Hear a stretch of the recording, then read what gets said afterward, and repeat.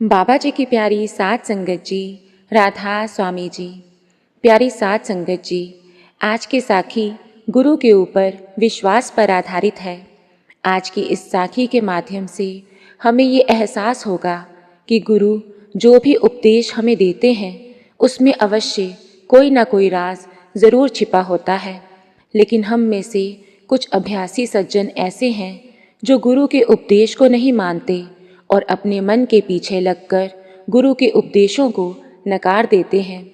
साध संगत जी, सतगुरु पर विश्वास हमें क्या क्या दे सकता है, आइए आज की इस साखी के माध्यम से जानने की कोशिश करते हैं।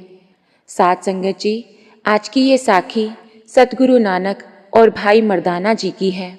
जब सतगुरु नानक भाई मर्दाना जी के साथ करतार के नाम का प्रचार करने के लिए जा रहे थे तो बहुत दिन हो गए थे। तो भाई मर्दाना जी ने सतगुरु नानक से कहा कि हे सतगुरु, अब बहुत दिन हो गए हैं घर परिवार से मिले हुए और मेरा मन अपने परिवार से मिलने के लिए बहुत तड़प रहा है।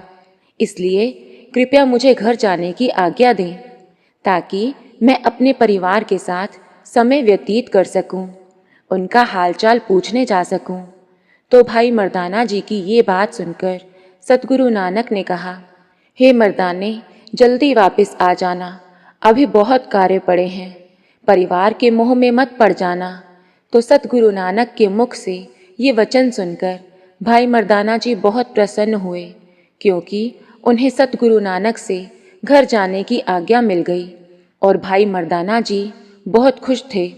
तो जब भाई मर्दाना जी अपने घर की ओर रवाना हुए तो कुछ ही कदम चलने के बाद उन्हें याद आया कि अब इतनी देर बाद घर जा रहा हूँ, अगर खाली हाथ गया तो अच्छा नहीं लगेगा।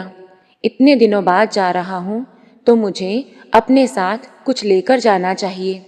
इतनी देर के बाद अपने बीवी बच्चों से मिलना है तो कुछ ना कुछ तो लेकर जाना ही होगा। तो भाई मर्दाना जी वापस सतगुरु नानक के पास आ गए और अपने मन की बात सतगुरु नानक के आगे रख दी कि सतगुरु, मैं इतने दिनों बाद घर जा रहा हूँ तो खाली हाथ नहीं जा सकता। कृपया मुझे कुछ बख्श दे जो कि मैं अपने साथ लेकर जा सकूं और मेरे परिवार वाले भी आपकी वो बख्शी हुई दात देखकर प्रसन्न हो। तो सतगुरु नानक ने भाई मर्दाना जी को एक पोटली दी जिसमें सतगुरु ने मुट्ठी भर पत्थर डाल दिए और उसको भाई मर्दाना जी को दे दिया। और सतगुरु ने भाई मर्दाना जी को फरमान किया कि हे मर्दाने, इसे ऐसे ही अपने साथ ले जाओ, लेकिन इसे खोलकर मत देखना, जब घर पहुंच जाओगे तभी खोलना। तो सतगुरु नानक के ये वचन सुनकर भाई मर्दाना जी ने वो पोटली अपने पास रख ली और घर की तरफ रवाना हुए। लेकिन उनके अंदर बहुत प्रश्न चल रहे थे कि सतगुरु ने तो मुझे पत्थर दिए हैं, मैं इन्हें अपने साथ कैसे लेकर जा सकता हूँ। जब मैं इसको अपने परिवार वालों के सामने खोलूँगा तो मेरे परिवार वाले मुझे क्या कहेंगे कि आप इतने दिनों के बाद आए हैं और हमारे लिए आप ये पत्थर लेकर आए हो।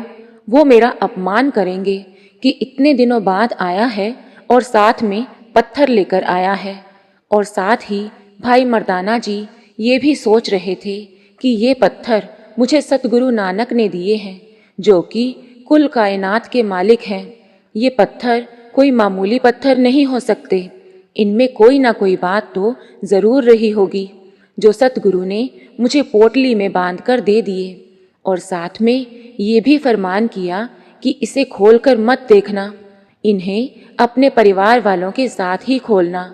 तो भाई मर्दाना जी ये सोचकर अपने घर की ओर बढ़ रहे थे और जब भाई मर्दाना जी अपने घर पहुंच गए और अपने परिवार वालों से मिले तो उनके सामने भाई मर्दाना जी ने वो पोटली खोल दी जो सतगुरु नानक ने उन्हें दी थी। तो जब वो पोटली उन्होंने खोली तो उसमें से पत्थरों की जगह सोने की अशर्फियाँ निकली, जिसे देखकर भाई मर्दाना जी और उनके परिवार वाले बहुत खुश हुए।